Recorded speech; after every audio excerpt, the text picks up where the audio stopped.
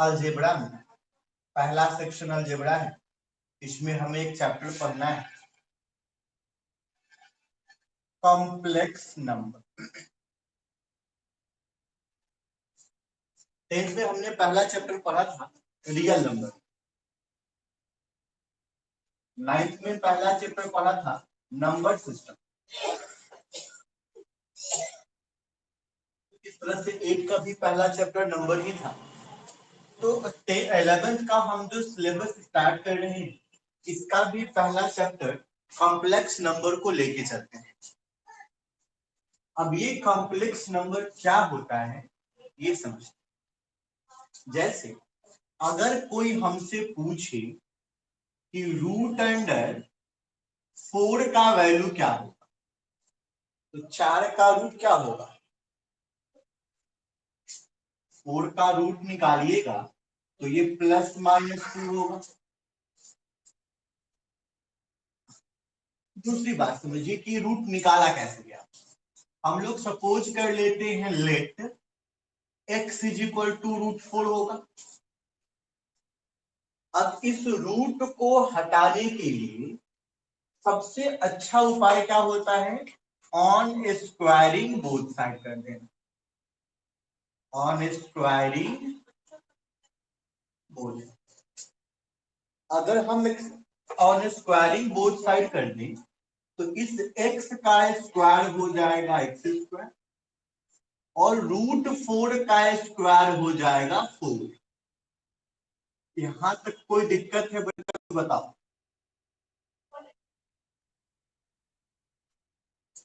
यहां तक कोई दिक्कत है जी?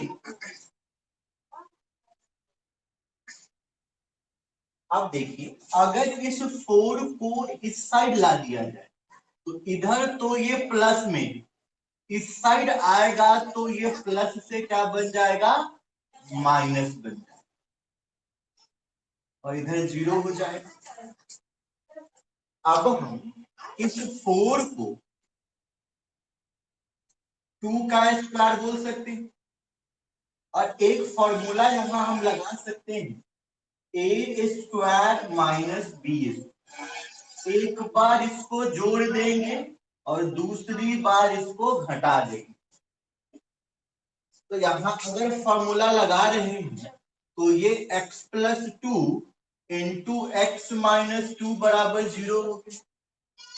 क्लास 10th में जो हमने पढ़ा है coordinate, chapter number 4 quadratic equation या चैप्टर नंबर 2 पॉलिनोमियल, उसमें और इसके अकॉर्डिंग यहां हम आइदर करेंगे x प्लस 2 बराबर 0 तो x हो जाएगा माइनस 2 और x माइनस 2 बराबर 0 तो x हो जाएगा प्लस 2। और x सपोज किसको किए थे हम? रूट 4 को। यानी रूट 4 का जो वैल्यू होगा वो या तो प्लस 2 होगा या फिर माइनस 2 होगा। ठीक है। इसके बाद ध्यान दीजिएगा कि अच्छा, इसी का दूसरा पहलू भी देखिएगा कि ये प्लस 2 का, ये 4 का रूट प्लस 2 क्यों हुआ है? क्योंकि जब आप 2 को स्क्वायर करिएगा, इधर भी स्क्वायर करिएगा, तो ये स्क्वायर करने का मतलब प्लस 2 इंटू प्लस 2 होगा और इधर क्या होगा? स्क्वायर से रूट खत्म हो जाएगा। रूट का मतलब पावर 1/2, 4 का रूट यानी 4 का पावर 1/2 और इसका पावर 2 है तो ये कैंसिल। मीन्स ये 4 बराबर 4 सही है। ये LHS is equal to RHS आ रहा है, इसी वजह से हम 4 के रूट को 2 बोल सकते हैं। ऐसे ही -2 को भी देख लीजिए, चेक करें। अगर -2 को भी ऐसे ही हम चेक करते हैं तो -2 का स्क्वायर बराबर रूट 4 का स्क्वायर होना चाहिए। -2 का स्क्वायर माने -2 इंटू -2 और ये कुछ ऐसा हो जाएगा, कट गया। तो इधर +4 इधर +4 ये भी बराबर है। इस वजह से हम 4 के रूट को -2 भी लिख सकते। ये कोई नया बात नहीं। इतना बात हम जानते हैं। इसको हम 2 लिख रहे हैं, ये सही है, क्योंकि हम इस तरह से इनको करके दिख सकते हैं, प्रूफ कर सकते हैं कि हाँ इसका वैल्यू इतना के बराबर। तो इसमें कुछ नया नहीं, इतना तक बात हम पहले से जानते। अब 11th में आने से नया क्या है, मान लो कि हमसे किसी ने कहा रूट अंडर -4 का वैल्यू बता, तो अब ये चीज नया है। अब इसका रूट निकाल के बताइए कि -4 का स्क्वायर रूट निकालेंगे तो कितना हो जाएगा।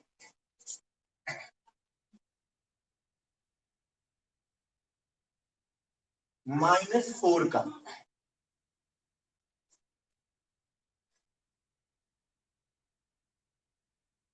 देखिए, -2 को हमने अभी चेक किया था, तो -2 से -4 कहाँ आ रहा है, तो +4 आ रहा है। अगर -4 को आप चेक करते हैं तो LHS और RHS बराबर आना चाहिए था, लेकिन ये तो बराबर नहीं आ रहा है। LHS में है 4, RHS में -4 है, मतलब इसमें तो कुछ गड़बड़ होगा।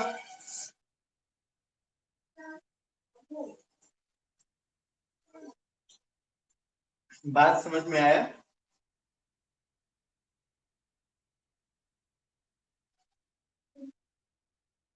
तो अब ऐसे में हम -4 का रूट कैसे निकालेंगे ये देखना है, और इसी के लिए हमें 11th में एक चैप्टर पढ़ने को दिया गया, कॉम्प्लेक्स नंबर। वैसे अगर हम क्लास 10th याद करें तो क्लास 10th में हमने डी निकालना सीखा था, डी यानी कि डिस्क्रिमिनेंट निकालना सीखे थे ना। डिस्क्रिमिनेंट डी कैसे निकालते थे हम, तो डी निकालते थे b² -4ac, और एक फॉर्मूला होता था क्वाड्रेटिक फॉर्मूला, x बराबर -b ±√d/2a। इसी के साथ हम ये भी देखते थे कि अगर d का वैल्यू पॉजिटिव है तो होता था रियल रूट जो अनइक्वल होता था। इसके बाद d = 0 था तो रियल रूट था जो इक्वल था। लेकिन एक ये केस मिल रहा था, d <0, d <0 वाला में लिखा होता था वहां नो रियल रूट, या किसी किसी बुक में आप पढ़े होंगे इमेजिनरी रूट। ठीक है, तो क्लास 10th में हम इस तरह के प्रॉब्लम को सॉल्व नहीं कर पा रहे। अगर हमारा डी नेगेटिव आ जा रहा था तो क्वेश्चन को हम आगे सॉल्व नहीं कर पा रहे। तो इन सब प्रॉब्लम को सॉल्व करने के लिए, इन सब प्रॉब्लम को खत्म करने के लिए ये लाया गया कॉम्प्लेक्स नंबर। ठीक है, अब ये कॉम्प्लेक्स नंबर में कैसे इसको हम सॉल्व कर सकते हैं सो देखिए, और इसका फायदा कहां कहां हमें मिलेगा वो भी देखिए। तो कॉम्प्लेक्स नंबर में, हाँ सर, अच्छा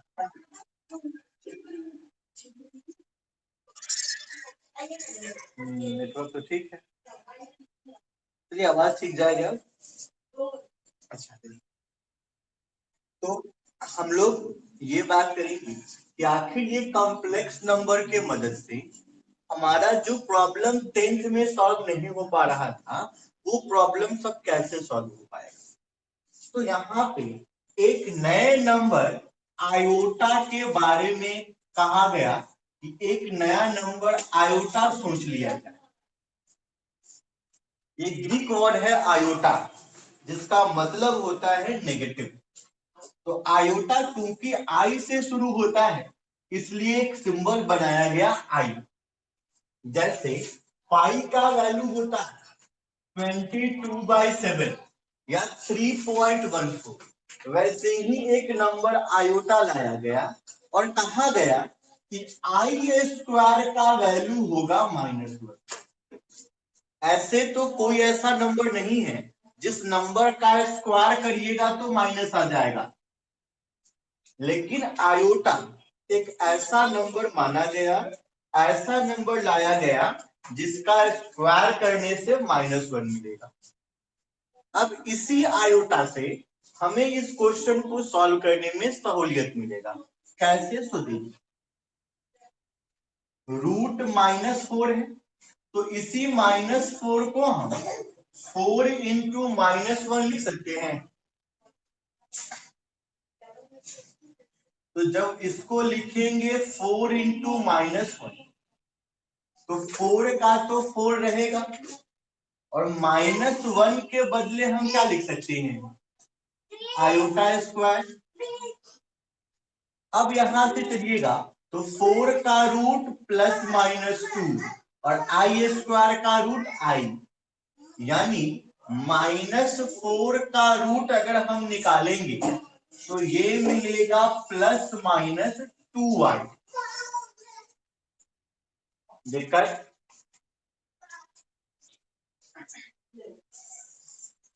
और इसमें आई लगा देना। आई ये शो करता है ये नंबर रियल नंबर नहीं है, ये इमेजिनरी नंबर है।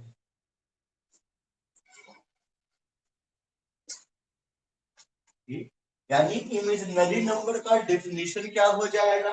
तो अगर किसी नंबर में रूट के अंदर कोई भी नेगेटिव वैल्यू दे दिया जाए, किसी भी नंबर में रूट के अंदर कोई भी नेगेटिव वैल्यू डाल दिया जाए, तब उस नंबर को कहेंगे हम इमेजिनरी नंबर। और इमेजिनरी नंबर को सॉल्व करने के लिए आयोटा का यूज किया जाएगा, जो कॉम्प्लेक्स नंबर है। अब ये कॉम्प्लेक्स नंबर क्या होता है? तो कॉम्प्लेक्स नंबर ये इमेजिनरी नंबर और जो क्लास 10th में रियल नंबर पढ़े थे तो इन दोनों के ग्रुप को बोलेंगे कॉम्प्लेक्स नंबर। एक ऐसा ग्रुप जिस ग्रुप में रियल नंबर भी हो और इमेजिनरी नंबर भी हो, तो उस ग्रुप को हम कहेंगे कॉम्प्लेक्स नंबर। दिक्कत?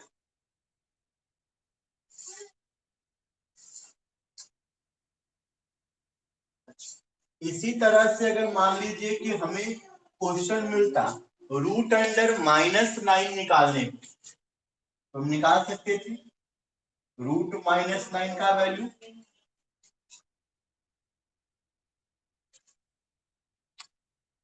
रूट -9 का वैल्यू क्या हो जाएगा?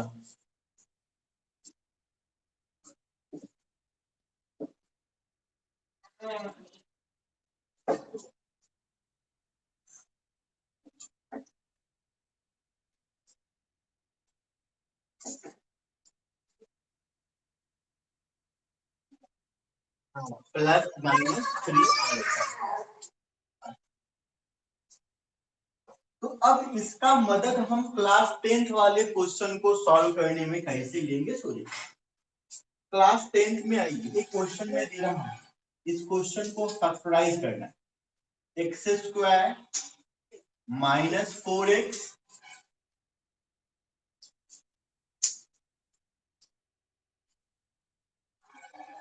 प्लस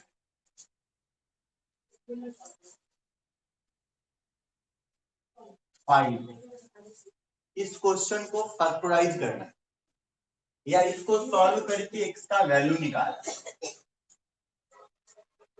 देखिए तो कर सकते हैं।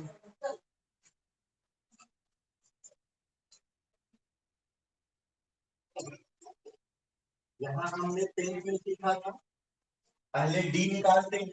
हाँ, पहले डी निकालते हैं। तो ए हमारा 1 है, बी -4 है और सी है 5।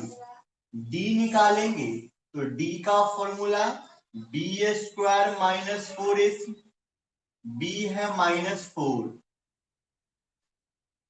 प्लस, नहीं प्लस नहीं माइनस 4, ए का वैल्यू 1, सी का वैल्यू 5, तो ये हो गया 16 और ये हो गया 20, मिल जाता था -4। तो -4 मिलने के बाद हम लोग इस क्वेश्चन को क्लास 10th में सॉल्व नहीं कर पाते थे। अगर 10th की बात किया जाए तो 10th में यहीं पे आके स्टॉप हो जाता था। क्यों? क्योंकि डी हो गया छोटा जीरो से, तो मतलब था नो रियल रूट। अब सवाल ऐसा होता है कि आखिर ये क्वेश्चन किसी ना किसी प्रॉब्लम से, किसी ना किसी सिचुएशन से ही बना होगा। तो इस तरह से इसका आंसर रियल नहीं। अगर रियल नहीं है तो इसका आंसर क्या होगा? तो वही बताया गया कि अगर कोई नंबर रियल नंबर नहीं है तब वो नंबर कैसा होना चाहिए? इमेजिनरी होगा, या उसको हम कॉम्प्लेक्स नंबर बोलते हैं। तो यहां हम फॉर्मूला यूज करते हैं एक्स निकालने का, ये वाला फॉर्मूला, और ये x इज इक्वल टू होगा -b plus minus root D by 2x।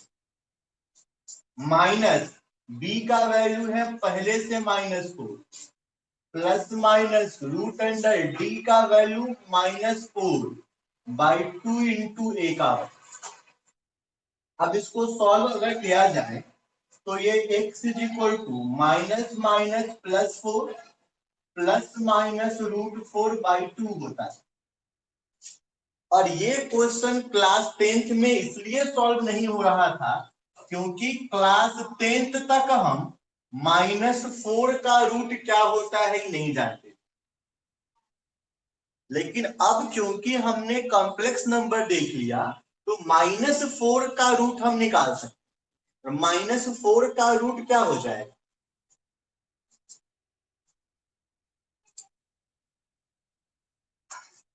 -4 का रूट क्या होगा?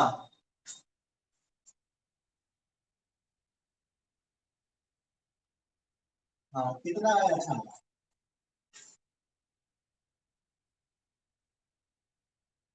+-2i। ठीक है, तो इस क्वेश्चन को क्लास 10th में तो हम सॉल्व नहीं कर पा रहे थे, लेकिन 11th में आने के बाद हम इस क्वेश्चन को आराम से सॉल्व करेंगे। ऊपर से 2 कॉमन लेंगे, 2 कॉमन लेने के बाद 2 से 2 कट गया और आंसर बच जाएगा x इज इक्वल टू क्या हो जाएगा? तो x इज इक्वल टू हो जाएगा 2 plus minus iota, 2 plus minus iota. दिक्कत है? दिक्कत है इसमें? तो ये जो चैप्टर हमारा 11th का पहला चैप्टर है कॉम्प्लेक्स नंबर, इस चैप्टर को लाने का जो मेन उद्देश्य है वो यही है कि जो प्रॉब्लम क्लास 10th में हम नहीं सोच पाए थे उस प्रॉब्लम को यहाँ करना है। अच्छा, जिस तरह से हमने पहले तो जब बचपन के क्लास में थे, जब हमने नेचुरल नंबर सीखा था तो सीखे थे नेचुरल नंबर को कैसे जोड़ना चाहिए। 2+3 क्या होगा, 3+4 क्या होगा। फिर जब ऊपर गए, जब रेशनल नंबर सीखे तो हमने सीखा कि रेशनल नंबर को कैसे ऐड किया जाए। फिर अलजेब्रा में भी सीखे। इसी तरह से अब हमको ये देखना है कि अगर दो कॉम्प्लेक्स नंबर दिया हो तो उसको कैसे ऐड करेंगे। ठीक, तो अब इसके लिए जरूरी है कि कॉम्प्लेक्स नंबर का स्टैंडर्ड डेफिनेशन लेके आया जाए। ये तो कॉम्प्लेक्स नंबर का डेफिनेशन यूज कर सकते हैं हम कि एक ऐसा ग्रुप जिस ग्रुप में रियल नंबर भी होगा और इमेजिनरी नंबर भी होगा उसको कॉम्प्लेक्स नंबर कहते हैं। इमेजिनरी नंबर को कैसे पहचानना है? तो जिसमें आयोटा लगा होगा, आई, वो होगा इमेजिनरी नंबर। कॉम्प्लेक्स नंबर अगर कोई number x plus I Y के फॉर्म में है, या अगर कोई number a plus I B के फॉर्म में है, तब इस नंबर को कहा जाएगा कॉम्प्लेक्स नंबर। यहाँ प्लस है तो इसका मतलब सिर्फ प्लस ही नहीं होगा, माइनस भी हो सकता है। ठीक है, प्लस माइनस। ये दो बातें हैं। पहला, इसमें दो पार्ट है, एक्स प्लस आई वाई में दो पार्ट है। एक वैसा पार्ट है जिसमें आई लगा हुआ है, यानी एक आई वाला पार्ट है, और दूसरा पार्ट ऐसा है जिसमें आई नहीं है। ठीक है, तो ये आई वाला पार्ट कौन है? एक्स। और जिसमें आई है वो कौन सा पार्ट है? वाई। जिस पार्ट में आई नहीं होगा उसको बोलेंगे रियल पार्ट। ठीक है, जिस पार्ट में आई नहीं होगा उसको बोलेंगे रियल पार्ट। और जिस पार्ट में आई होगा, तो आई से होता है इमेजिनरी पार्ट, को बोलेंगे इमेजिनरी पार्ट। ठीक है, लेकिन एक चीज और समझना है यहाँ पे कि पार्ट तो होगा, अगर एक्स और वाई की बात किया जाए तो ये दोनों रियल वैल्यू होगा, एक्स और वाई रियल होगा। एक्स वाई दोनों रियल होगा, लेकिन आई वाला को बोलेंगे इमेजिनरी पार्ट और बिना आई वाला को बोलेंगे रियल पार्ट। जैसे ये देखो, 2 + 3i, इसमें दो पार्ट है। एक वैसा पार्ट है जिसमें आई है, और दूसरा वैसा पार्ट है जिसमें आई नहीं है। तो जिस पार्ट में आई है इसको बोलेंगे इमेजिनरी पार्ट, IMZ। और जिस पार्ट में आई नहीं है उसको बोलेंगे REZ, रियल पार्ट। तो देखा, तो कॉम्प्लेक्स नंबर को ऐड करते समय ध्यान रखना है, ध्यान क्या रखना है? रियल पार्ट को रियल पार्ट के साथ ऐड करना है, रियल पार्ट को रियल पार्ट से, और इमेजिनरी पार्ट को इमेजिनरी पार्ट को इमेजिनरी पार्ट के साथ। ठीक है, रियल पार्ट को रियल पार्ट वाले के साथ, इमेजिनरी पार्ट को इमेजिनरी पार्ट के साथ। अगर शॉर्ट में कहा जाए तो आई वाला को एक साथ जोड़ेंगे और बिना आई वाला को एक साथ जोड़ेंगे। ठीक है, इसी को कहा जाए तो आई वाला को एक साथ ऐड करेंगे और बिना आई वाला को एक साथ। समझ में आया? आप देख लीजिए कुछ क्वेश्चन है। मान लीजिए क्वेश्चन 2 + 3i और +5 - 6i करना है। इसको ऐड करके कितना आ जाएगा?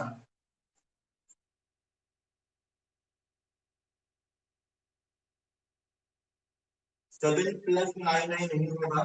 देखो, पहले बिना आई वाला को एक साथ रखेंगे और आई वाला को एक साथ रखेंगे। ई तो दोनों में प्लस है, +2 + 5 तो +7, लेकिन इसमें +3 -6 है, तो ये +3 और -6 माइनस हो जाएगा, तो माइनस का 3 आएगा। ठीक है, मीन्स जैसे हम लोग एक्स और वाई वाला को ऐड करते हैं, कि एक्स वाला को एक्स वाले के साथ ऐड करते हैं, वाई वाला को वाई वाले के साथ ऐड करते हैं। ठीक वैसे उसी तरह से यहाँ हमको करना है, आई वाला को आई वाले के साथ ऐड करना है, अब बिना आई वाला को बिना आई वाले के साथ ऐड करना है। ठीक है, ऐड करते समय ध्यान रखना है। कोई दिक्कत?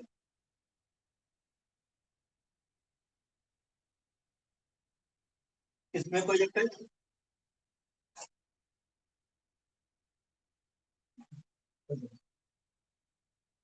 इतना से कुछ कुछ क्वेश्चन बनना शुरू हो जाए, लेकिन कुछ चीज और जानना चाहिए जो हमको आगे काम आना है।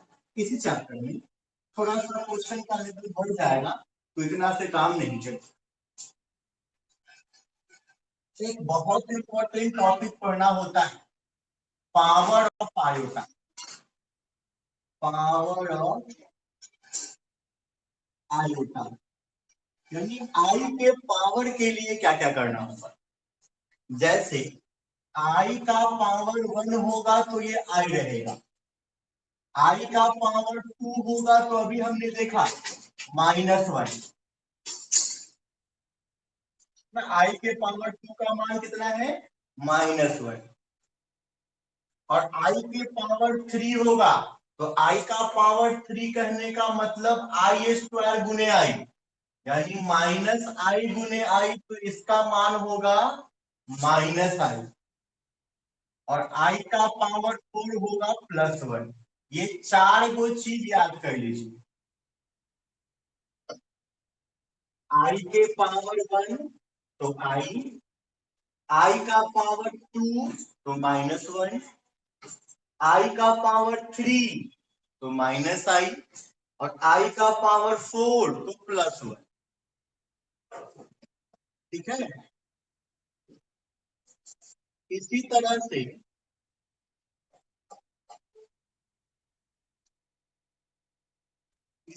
से बच्चा, अगर कोई तुमसे आई का पावर 5 पूछ दे कि आई का पावर 5 क्या होगा, तो क्या कहोगे?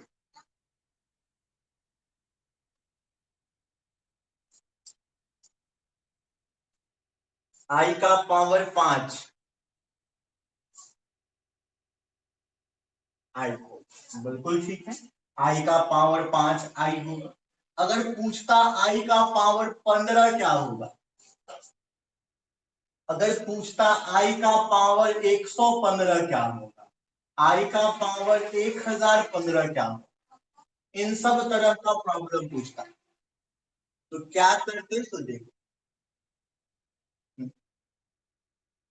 आई का पावर 15 -i, ठीक।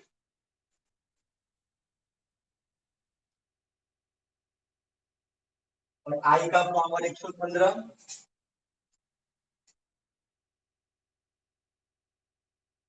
हाँ, तो इसके लिए ध्यान रखिएगा कि जो भी पावर दिया रहे उस पावर को 4 से डिवाइड कीजिएगा।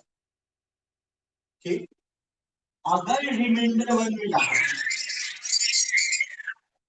रिमाइंडर 1 मतलब आई का पावर 1, रिमाइंडर 2 मीन्स आई का पावर 2, रिमाइंडर 3 मीन्स आई का पावर 3, रिमाइंडर 4, रिमाइंडर 0 मतलब आई का पावर 4। ठीक है, अगर भाग देंगे और भाग देने से रिमाइंडर 1 मिलेगा, तो रिमाइंडर 1 वाला कोई भी क्वेश्चन रहेगा उसको हम यही समझ लेंगे। अगर 4 से भाग देने के बाद रिमाइंडर 2 बचेगा तो उसको हम ये समझ लेंगे। ठीक है, तो ऐसा ही 115 को देख, 115 को जब तुम 4 से भाग दोगे, 4 2 जा 8, 3 5, 4 8 जा 32, कितना बच जाएगा? 3। तो 3 का मतलब क्या हो जाएगा? -i। ऐसे ही अगर मान लो 1015 का था, इसको भी कर लेते। ठीक है,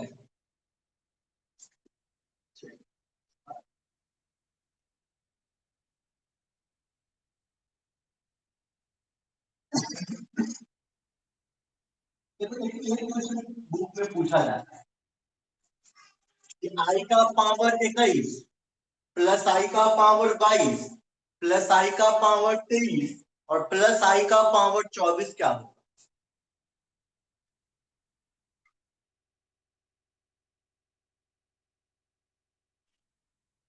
आई का पावर 21 प्लस आई का पावर 22 प्लस आई का पावर 23 प्लस आई का पावर 24 क्या होगा।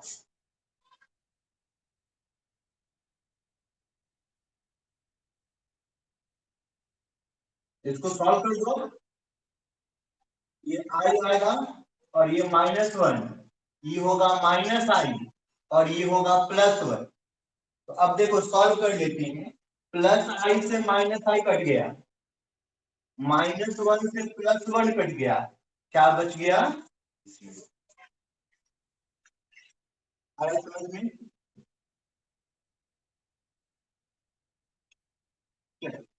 तो ये हुआ आई का पानी। एक बात आई के बारे में ये भी ध्यान रखिएगा कि आई हमेशा न्यूमरेटर में होगा। आई हमेशा न्यूमरेटर में रहेगा।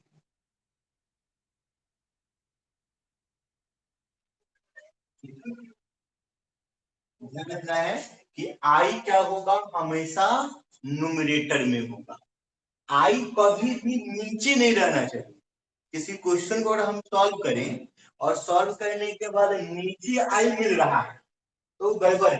नीचे आई नहीं होना चाहिए। ठीक है। तो अगर हमसे कोई पूछेगा कि 1/i का मान बताइए, 1/i का मान क्या होगा। तो देखो इसमें आई नीचे है, इसमें आई नीचे है डिनोमिनेटर में, तो इसलिए हम आई से ऊपर नीचे मल्टीप्लाई करें। तो ऊपर 1 × आई हो जाएगा और नीचे आई इंटू आई क्या हो जाएगा, i²। और i² का मान कितना है, -1।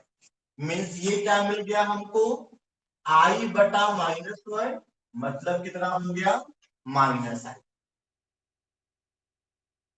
ठीक है। कोई दिक्कत।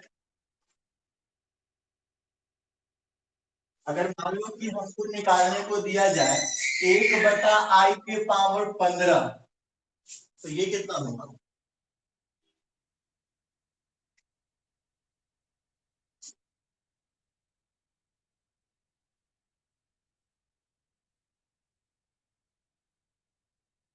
15 का -i। ठीक है।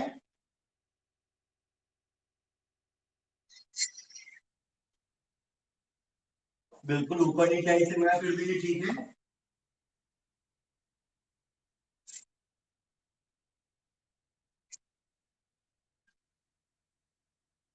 आई के पावर 15 को तो तुम आई के पावर 3 लिख दिया। आई के पावर 3 के बराबर हो गया, मतलब ये 1/-i हो गया। तो इसको ऊपर नीचे आई से गुना कर दीजिए। तो ऊपर आई बटा नीचे -i का स्क्वायर, यानी आई बटा माइनस और i² का -1, तो बटा +1 यानी कितना, आई। ठीक है।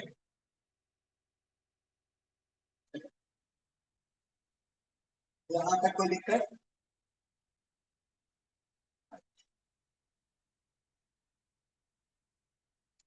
या फिर अन्य कुछ आगे और पढ़ा दूं।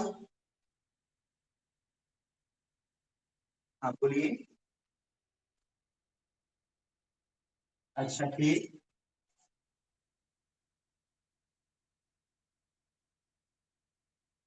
ठीक।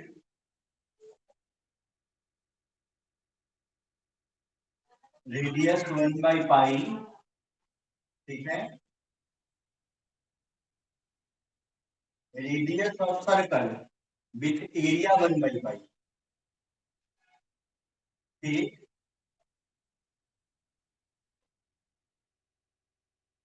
Circumference of circle with radius, इसमें दोनों है, एरिया भी और सरकमफ्रेंस भी। ठीक। आगे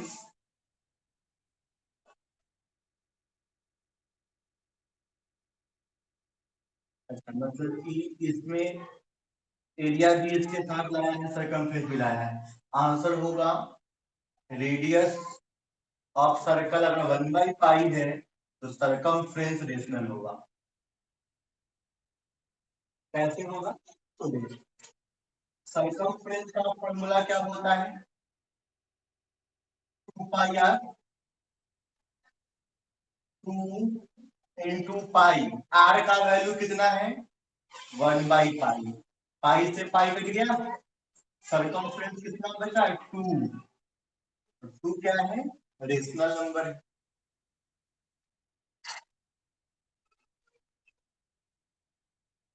हाँ circumference of circle with radius 1/पाई।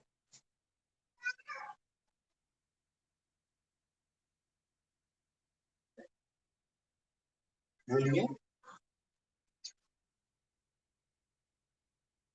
A B C are real number, ठीक। A less than B and C less than 0।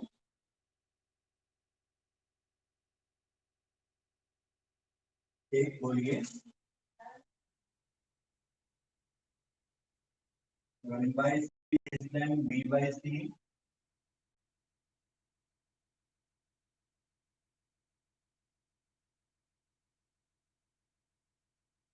इधर a/c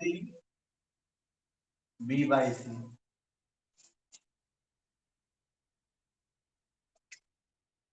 दूसरा है ac लेस देन bc।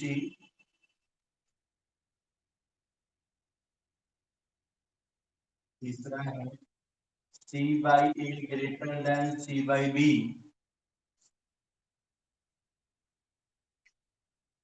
चौथा है ac ग्रेटर देन bc।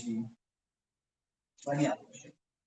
देखिए यहाँ से एक चीज क्लियर है कि c लेस देन 0 यानी कि c नेगेटिव, लेकिन ये दोनों में क्लियर नहीं है कि ये दोनों पॉजिटिव है या नेगेटिव है। ठीक है, तो इन दोनों में हमें कोई क्लियर नहीं किया गया है।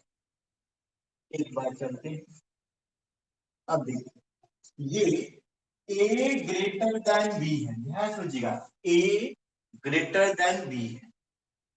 तो अब इसमें हम यहाँ पे चूंकि इनइक्वालिटी है तो एक नंबर से आपको समझाते हैं फिर इसको लेके आए। मान लीजिए 5 है और ये 3 है, ठीक है।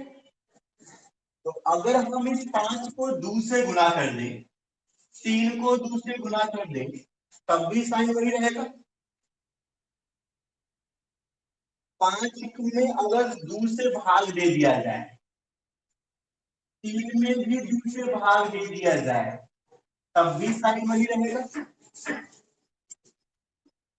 लेकिन अगर हम क्या करें कि इसमें तो आपने यहाँ पे आपने 2 से गुना किया था, 2 से भाग दिया, लेकिन अगर इसमें -2 से गुना कर दो, कितना से गुना कर दो -2 से, तो ये कितना होगा -10, ये कितना होगा -6। अब बताओ अब इन दोनों में कौन बड़का है। अरे यहाँ पे एग्जाम्पल गलती है, इसको 2 उसको 3 लो।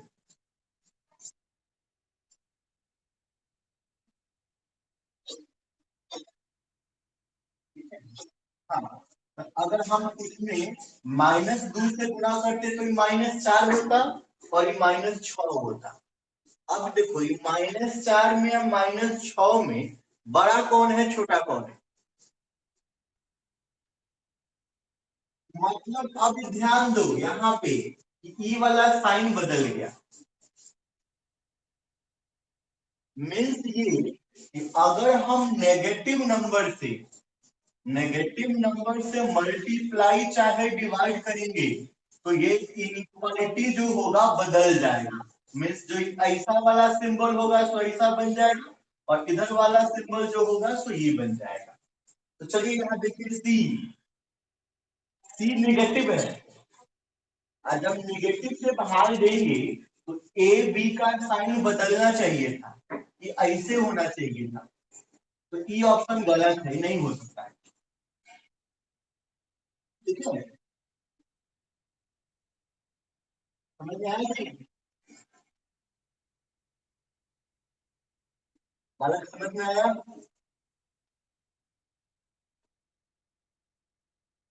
अगला क्यों कट किया, तो दिक्कत है उसमें नहीं।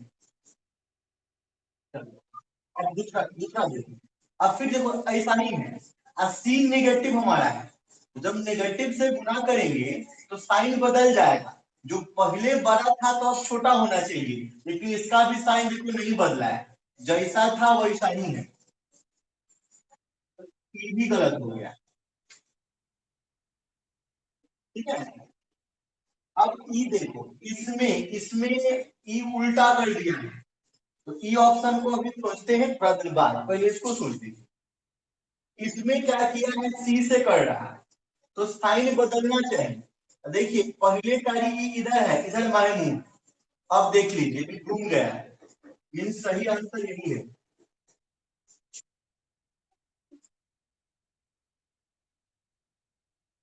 ठीक है, हाँ सर, इसका सही आंसर जो होगा वो ऑप्शन नंबर 4 होगा। कारण क्या है इसका, हाँ, कारण क्या है इसका, कि जब माइनस, हाँ सर, 3 नंबर पर बिल्कुल दिखा रहा हूँ थर्ड ऑप्शन। सी तो हमारा निगेटिव है, तो मान लेते हैं सी -1 है हमारा, ए को हम लोग कितना मान ले हैं, 2, बी को कितना मान ले हैं, 3, भाग देंगे -0.5,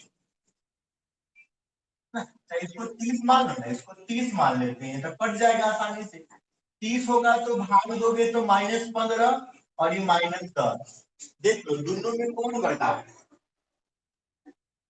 ये दोनों में कौन बड़ा है,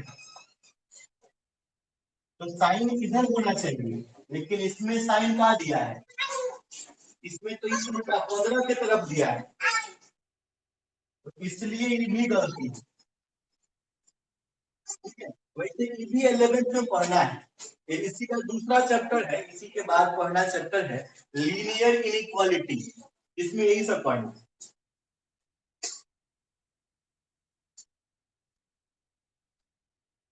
और पॉलिटेक्निक वाला जो है ना, उसमें 11 का बहुत कुछ रहता है,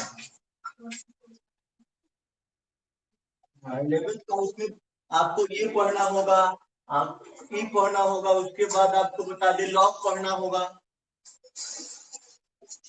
परमुटेशन कॉम्बिनेशन पढ़ना होगा, बहुत कुछ है। चलिए तो आज का सभा यही समाप्त करते हैं, इतना देखिएगा फिर कल बात करते हैं।